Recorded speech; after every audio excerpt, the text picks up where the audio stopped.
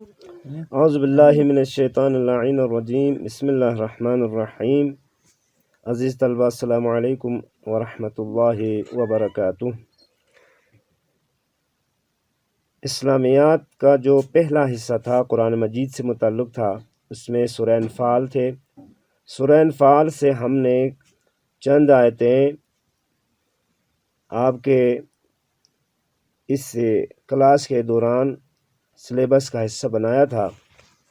تو آج جو ہے سورہ انفال کی آخری آیتیں ہم پڑھنے جائیں گے، وہ ہیں سورہ آیت نمبر 19، آیت نمبر 20 اور آیت نمبر 21۔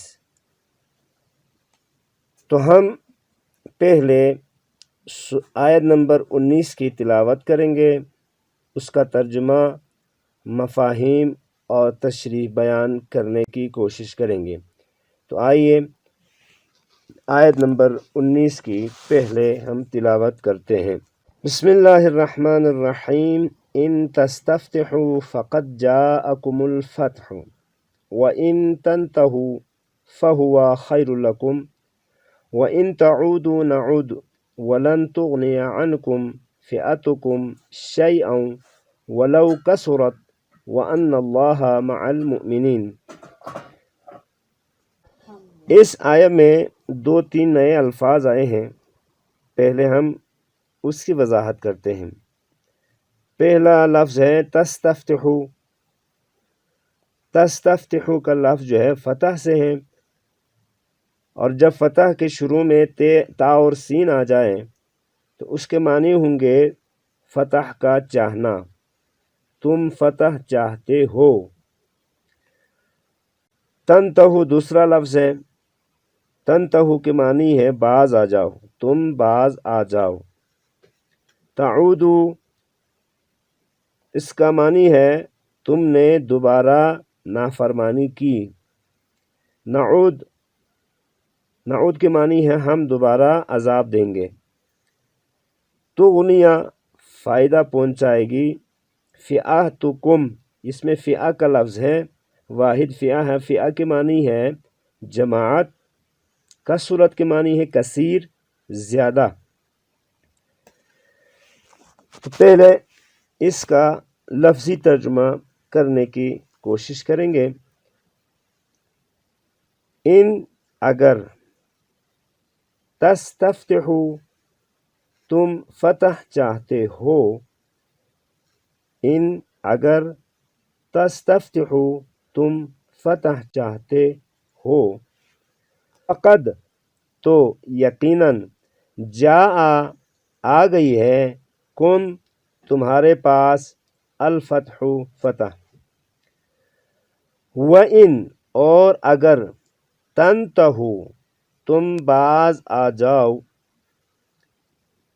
فَهُوَ پس یہ، خیر لکم بہتر ہے تمہارے لیے، خیرٌ بہتر ہے، لکم تمہارے لیے۔ وَإِن اور اگر، تعودو تم نے دوبارہ نافرمانی کی، نعد تو ہم بھی دوبارہ تمہیں عذاب دیں گے۔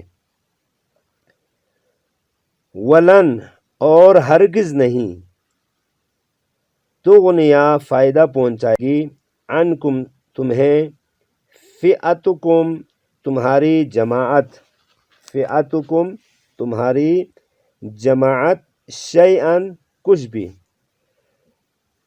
ولو کثرت ولو اگرچہ، کثرت وہ زیادہ ہو جائے، وہ کثیر ہو جائے، وَأَنَّ اللَّهَ و اور، ان نہ یہ کہ، اللہ، مع المؤمنین ساتھ ہے مؤمنوں کے۔ بامحاورہ ترجمہ کچھ اس طرح سے ہے، اس کو ہم 2 طریقوں سے بیان کرنے کی کوشش کریں گے تاکہ طلباء کے لیے جو ترجمے آسان لگے اس کو یاد کرنے میں آسانی ہو۔ پہلا ترجمہ بامحاورہ کچھ یوں ہوگا، ان تستفتحوا فقد جاءکم الفتح،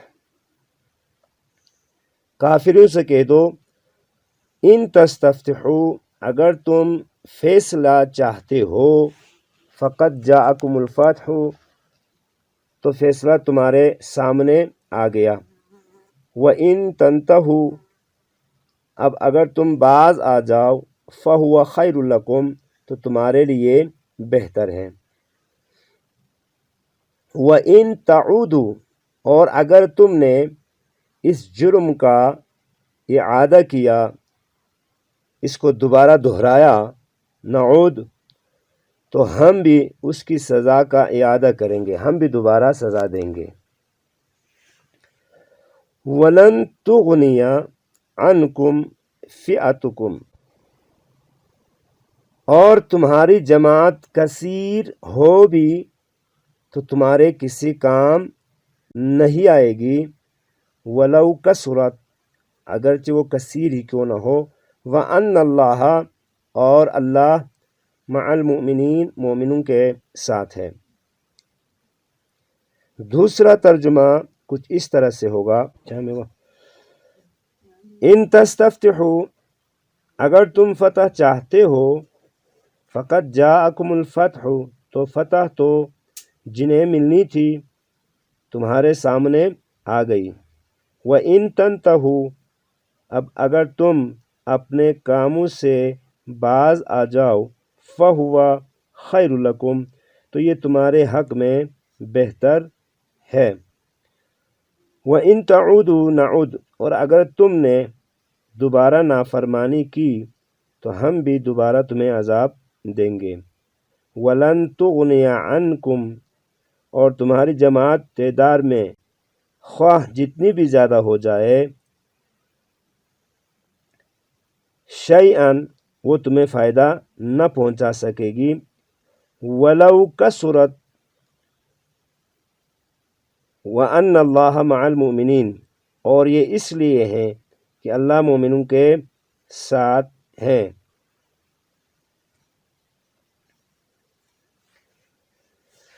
اس آیہ مجیدہ میں اللہ تعالیٰ نے مسلمانوں کے لیے دو چیزوں کی طرف اشارہ فرمایا ہے۔ ایک فرمایا تستفتحوا کا لفظ استعمال ہوا، ان تستفتحوا، روایات میں آیا ہے کہ ابو جہل نے جنگ بدر کے موقع پر یہ دعا کی تھی، اے اللہ، ہمارے قدیم دین اور محمد کے جدید دین میں سے جس سے تجھے محبت ہے اور جس کو تو پسند کرتا ہے، اس کے ماننے والوں کو نصرت عطا فرما۔ چنانچہ اللہ نے اپنے پسندیدہ دین کی نصرت فرمائی اور مستقبل میں مؤمنوں کے لیے دائمی فتح اور کافروں کے لیے دائمی شکست کی خوشخبری بھی سنائی۔ وَإِن تَنْتَهُوا، اس فیصلے کے سننے کے بعد اگر تم باز آ جاؤ تو اس میں تمہاری بھلائی ہے، دوبارہ شکست و خواری کا منہ دیکھنا نہیں پڑے گا۔ اس سے یہ بات واضح ہو جاتی ہے کہ جنگیں کفار کی طرف سے جارحانہ عزائم کی وجہ سے لڑی جا رہی ہے۔ وَإِن تَعُودُوا نَعُدْ، اور اگر تم نے پھر جنگ کرنے میں پہل کی، سبقت کی، تو ہم بھی جواب دیں گے۔ آیت کے اس جملے سے یہ بات واضح ہو جاتی ہے کہ اسلام اس وقت تک کسی سے جنگ نہیں کرتا جب تک دشمن نے پہل نہیں کی یا جنگ کرنے کے لیے تیاری شروع نہ کرے۔ اس کے جو اہم نکات ہیں، ناحق کو کثرت فائدہ نہیں دیتی، وَلَن تُغْنِيَ عَنْكُمْ فِئَتُكُمْ شَيْئًا وَلَوْ کَثُرَتْ کا لفظ استعمال ہوا ہے۔ یعنی جو حق پر نہیں ہے، اگر وہ تعداد میں زیادہ ہی کیوں نہ ہو، اسے اس کی کثرت فائدہ نہیں پہنچاتی۔ اور دوسرا جو نقطہ ہے، جہاں جرم ہوگا زود یا بدیر، یعنی جلدی یا دیر، اس کا مکافات عمل ضرور ملے گا۔ وَإِن تَعُودُوا نَعُدْ۔ اگلی آیت ہے آیت نمبر 20، یا ایھا الذین آمنوا اطیعوا اللہ ورسولہ ولا تولوا عنہ وانتم تسمعون۔ یا ایھا الذین آمنوا، اے ایمان والو، یا ایھا الذین آمنوا، اے وہ لوگ، آمنو جو ایمان لائے، اطیعوا اللہ، اطاعت کرو اللہ کی، ورسولہ، اور رسولہ، اس کے رسول کی، اور لا تولوا، نہ پیٹھ پھیرو، عنہ، اس سے، اور انتم، تم، تسمعون، سنتے ہو۔ ولا تکونوا کالذین قالوا سمعنا وهم لا يسمعون۔ اور لا تکونوا، تم نہ ہو جاؤ، کالذین، ان لوگوں کی طرح، قالوا، جنہوں نے کہا، سمعنا، ہم نے سن لیا، وہم، اور وہ، لا یسمعون، نہیں سنتے تھے۔ اب ان آیتوں کا جو بامحاورہ ترجمہ ہوگا وہ کچھ یوں ہوں گے، اے ایمان والو، یا ایھا الذین آمنو، اے ایمان والو، اطیعوا اللہ ورسولہ، اللہ اور اس کے رسول کی اطاعت کرو، ولا تولوا عنہ، اور حکم سننے کے